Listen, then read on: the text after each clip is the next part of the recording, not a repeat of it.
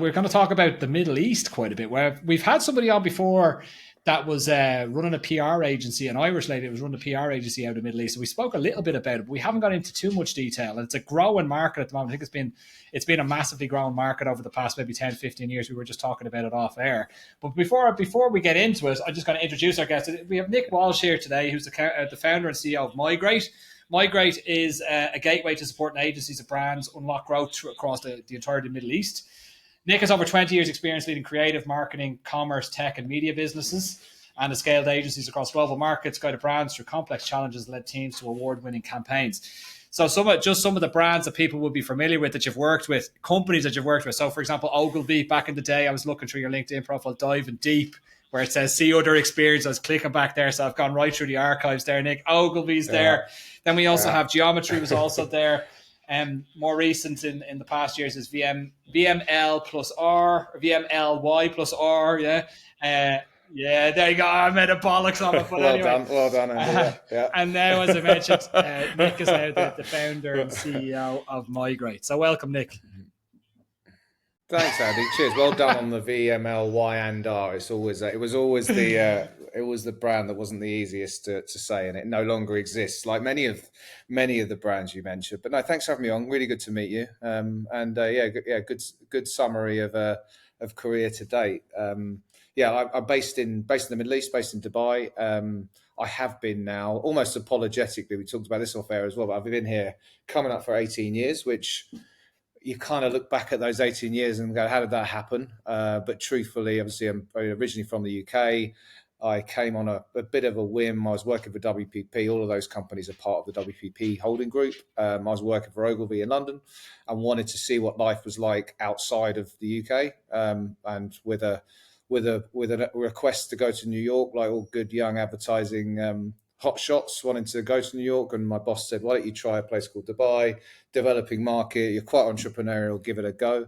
3 weeks later landed in, and the rest is history, having worked with and led those agencies, Ogilvy, Geometry, VML, Y&R and VML. So a good experience. 3 kids and an Australian wife later. We nicely sit in the middle of the two markets. So it's also been... That's actually right in the middle. It's a fair point. You just jump on a flight, you're 6 or 7 hours in Dublin, and then you're what? It's as middle as you can get from Australia. Let's not call it middle. So it's 15 hours from Australia and 7 hours from Ireland, or from the UK. One plane. Very good. Tell us just in your own words a little bit what Migrate does. Yeah, sure. So I had a brilliant corporate career, worked for network agencies. They're sort of a little bit like in consulting. You've got the sort of big, powerful names that everyone's heard of, and they're all around the world. As I said, I was very lucky to get best trainings, work on the biggest brands globally, and obviously really kind of get a good understanding of what the Middle East, North Africa market was like, having led those agencies here. But I had a kind of moment, as I think a lot of people do, after with a good corporate career. It's like I've never known what it's like to run my own business, and I wanted to know what that was like before it was too late, maybe. And I also had a kind of view of the industry where around the world, if you look at more developed markets like Europe, UK, US, parts of Asia, Australia, there's a real kind of trend, which is that independent agencies, so not the big publicly listed holding companies, but independent agencies that are really deep specialists in different capabilities, like commerce, like CX, like areas of branding, like different areas of media. You see the growth of them around the world and around the region. And then also those that are specializing in kind of big growth sectors in tech and entertainment and education, kind of really embedded in future AI and technologies. And I sort of saw that trend around the world, but in the Middle East, it's still quite reliant on the top network agencies where I come from, and that market hadn't really been unlocked yet. So we launched Migrate to support kind of next generation of international agencies. They might be knocking it out of the park in London, in Dublin, in Sydney, in Kuala Lumpur, in Tokyo, but wherever they might be. But we wanted to encourage kind of the next best to move into the Middle East. The Middle East obviously being the fastest growing market in the space at the moment. Probably only the US and the Middle East is where the growth is at the moment. So I wanted to combine the experience I've had, the opportunity in the Middle East, and also given the big opportunities, also understand it's quite a difficult place to do things properly and get started. For every good story, there's a bad story. So we launched Migrate with the premise of supporting expansion, so guiding that, putting a playbook together on how to expand, and then partnering with these agents every step of the way. Very good. Like I think I mentioned before this call, like I used to work for a company where we did a lot of business out in the Middle East. You just, like, to your point around expansion out there and having bad experiences and trying to expand out there, I think you just need to know. I don't know how it is now, but when I was there 15 years ago, whatever, it was about knowing the local tradition, so to speak, in terms of how to do business out there. If you are dealing with local businesses, that's the thing as well, right? And there was we even had a book that was floating around the office, was how to do business in the Middle East, where like the Middle Eastern sellers were reading, okay, these are the things that you need to be aware of, right? Like there was things like people would turn up for meetings and you'd be waiting for 3 days before somebody would see you, type of thing, which was completely normal, right? But for us, business nuance, business culture, and you're absolutely right. It's like these are things which you've got to be. I mean, everyone would talk about the same in a market like Japan, for example, right? There's business nuances you've got to be aware of, and that is exactly the same as the Middle East. But that's one factor in success and not success. You'll probably remember, and I kind of quote this: for all the buildings that you see that are brilliant and beautiful and shiny, there'll be another couple that aren't finished and have never finished. And there's sort of, for me, it's a really good example of how you can be really successful, but there's also things at times where it doesn't work. So business nuances and how to do business and how to engage with people in the right manner, and ways to talk about money and not talk about money. These are all really important factors. But even before that, you've got this myriad of information, which everyone knows someone who's in the Middle East, or they know someone who's been there, or they've read something in a paper, to your point. But it's like, how do you set your business up properly without losing loads of money? Are you setting it up in the right manner? Are you hiring the right people to start with? Are they going to be good for you? Are you able to connect back into your home office correctly to power it forward? Have you got the right connections, both for new business and for the industry as a whole? There's all sorts of market specifics and dynamics, and more often than not, it's really easy to get them wrong. And so, our premise of what we're doing is to guide that process from start to finish as a partner. So again, my background being in advertising, marketing, creative media agencies, it's what I know. I haven't seen too many businesses that specialize in helping expansion. You got ones that will help you open a bank account and help you open a license, but to partner is quite different. So we're focusing really on a sweet spot, which is independent agencies that specialize in various different disciplines of marketing. So as I mentioned, they're really strong in particular areas of media, or particular areas of PR, or particular areas of commerce or customer experience or technology. They're the agencies that have got real deep bench strength in that capability. They're world class. So they're the agencies we're really partnering with, because we know that's the future. Got it. I mean, let's go back to just one of the things from before you said about some of the failures. Like, you'll have successful companies come in and fail. Like, what are some of the pitfalls that you see a lot of these companies make early on?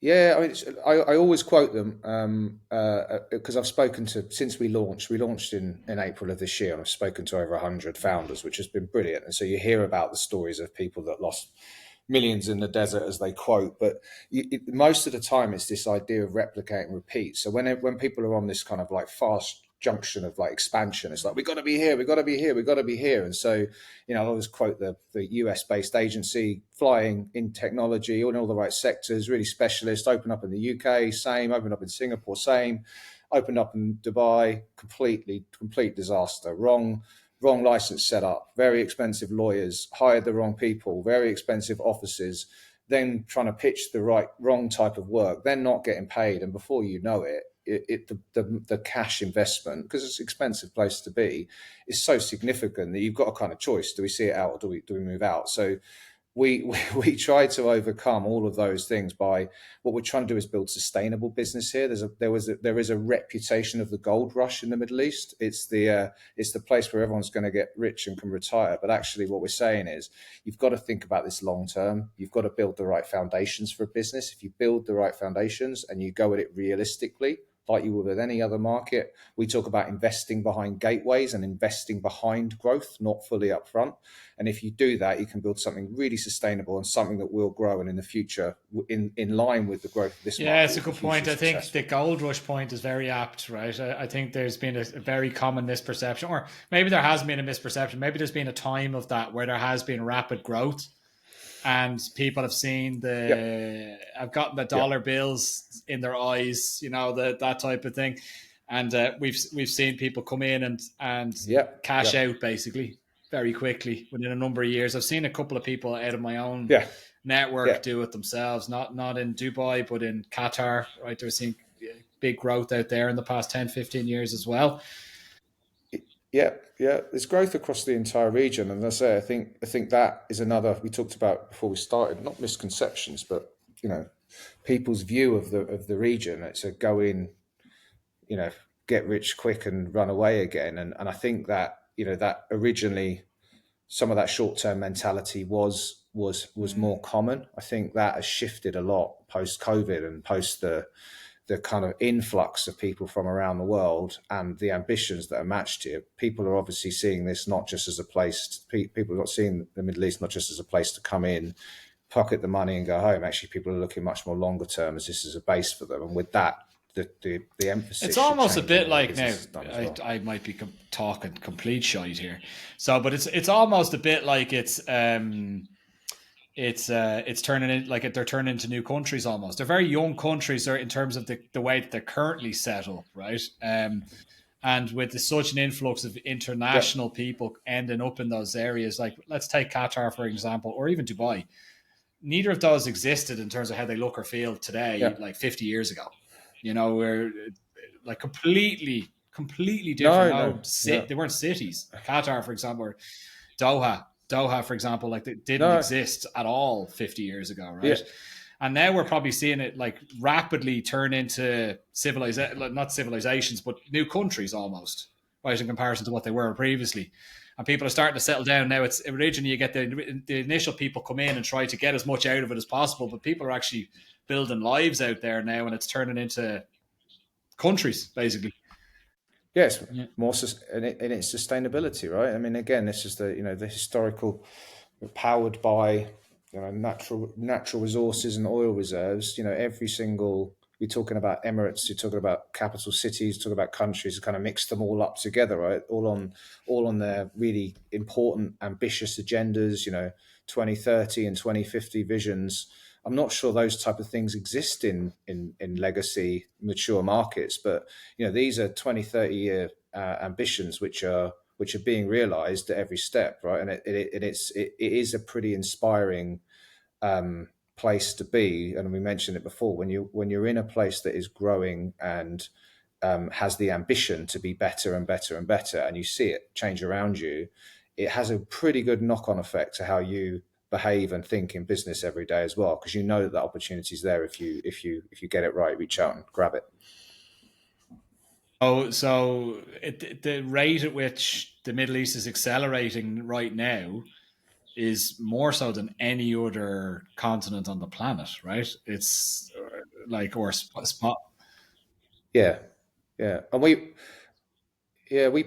put it if again back into our and it's probably transferable. Again, we talk about the industry we're in, agencies and such, but in consultancies and kind of in a lot of sort of service based offerings, all the category growth kind of stats and facts and figures in terms of digital economy growth, digital transformation size, AI and its impact. It's all global leading stuff, and it is for the next 5 years. So this opportunity, this sort of now factor, isn't just about capitalizing on other places around the world that aren't necessarily doing so well. This is actually where the growth is, and it is accessible for the right businesses that want to come and do business here in the right manner, as I So say. you've had this business now for 9 months. What are some of the early successes that you've seen? Yeah, and look, it's been a ride. As I said, everything you kind of want to get out of being I guess, an entrepreneur or starting your own business is it's been wild. We put the concept of Migrate out there into the press, and we've had over 100 agencies from every corner of the world. We wanted to make this a global thing. It wasn't about UK agencies with the UK reach out. We've got around 10 to 15 within our kind of wheelhouse signed up, and we've got 5 of those agencies now established. We go through a journey with each agency. We call it establish, connect, and grow. So the established phase is about getting a real go-to-market strategy right, making sure they come into the market correctly. We do a whole positioning piece, and this is right for any business. Just because the business works in one market, it needs to be positioned correctly to win here. We do the licensing part, and we take around 3 months or 6 weeks we're at now to do this established phase. Once that's done, then we move forward to getting into prospecting, to meeting clients, to getting their procurement portal sign-ups done, to helping them hire people, to be raising their profiles on PR, to doing pitching with them, to doing all the financial aspects. So we partner along the way. And yeah, we've seen our agencies get these foundational clients, which has been a real pleasure, because we see that local businesses, local big brand like telco brands, for example, have told us, you know what, this is great. You're bringing us service. You're bringing us capability that didn't exist here before, bringing the best globally in. And obviously what we do is make sure that whoever's coming in has the local street smarts, the know-hows. So they're doing things in the right manner. They're not just bringing what they do in and saying, this is how we do it there. It's with, we put that local lens on it. So yeah, it's been a good ride. We're launching next week, Tuesday morning, we launched the Alliance of Independent Agencies, which is the first ever community for startups and independents here. So we've got another 30 agencies coming to that. So we're building a kind of really good roster of capability, specialist capability. So any CMO or CEO who needs smart thinking, agile thinking, new thinking, they can come to us eventually, and we can give them we can bring together the best of and help solve their problems. So yeah, it's been good. And brands, CMOs are now engaging with Migrate to help them find agencies. So the business model is evolving in a well done. That's really great news, so man. I'm really happy for you. Congratulations. Thank you. Yeah, it comes together. We evolve, and we're agile enough to do it. But I'm enjoying it, and I think for me there's a bigger purpose, which this place has been good for me. As I said to you, I arrived not quite knowing what to expect, but it's given me my life and family, and it's given me great. And I kind of also want to do something to help to establish the industry, the middle of the industry, better here. And is Dubai then somewhere like you see yourself staying there? You're fully ingrained. Yeah, I'm on a plane quite a lot, and it's I sort of put a little post out the other day I've been in the UK quite a bit, and I was at an event in London, with all these different founders who were talking about effectively moving to the Middle East as a base. And the good thing about it is you can obviously wake up in the morning and deal with the Australia teams, and have your calls with Australia. You can go through Asia, you can deal with the Middle East, Europe, and then at the end of the day, you can speak to the US. It's not the best in terms of, that's a pretty long day, but there's not many places in the world that you can do that. So yeah, it's given us a good lifestyle. We're able to travel quite a bit. We're able to get out in a business that we're doing now, which is a global business. It enables us that access. So yeah, in the future, it could be. It's pretty busy at the moment, as I mentioned to you before. You wouldn't recognise it now, but it's. But as I said, you can see the ambition. Fantastic. It's also a nice thing when you look out the window, you see a blue sky and the sun, which you don't necessarily get everywhere either. It's it's good for the soul, I have to say. Yeah, the sunshine is a big help. I mean, when it gets I often say it's hot or really hot. It's when it gets a bit hot, it's tougher. But they've built to your point about building new communities, new environments, new cities, new emirates. They've built it in such a way that it's built for that now. The experience is here. Going to the mall is not like going to the high street. It's a complete experience. Fantastic. Well, hey, look, Nick, thanks a million for your time, mate. It's been a great pleasure speaking with you. Where can people find you? Likewise, Andy.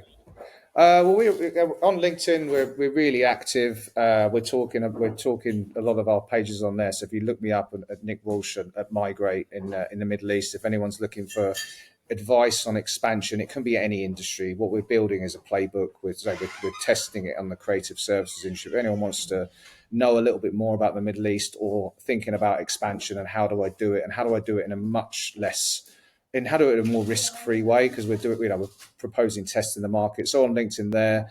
We've also got our website, which is migrate-group.com. So you can look us up, but through LinkedIn is probably the quickest way. And we're here to help. We're here to cut away a few of these myths that maybe exist in the media, and we're here to support people's growth and ambitions. So Nick, thanks a million for coming on. It's been a great pleasure, mate. Thanks, Andy. Sure. Yeah, likewise. Really appreciate it. Look forward to seeing you over here soon. We'll see. But yeah, man. Yeah, well, I get sunburnt at night time, so I think you know.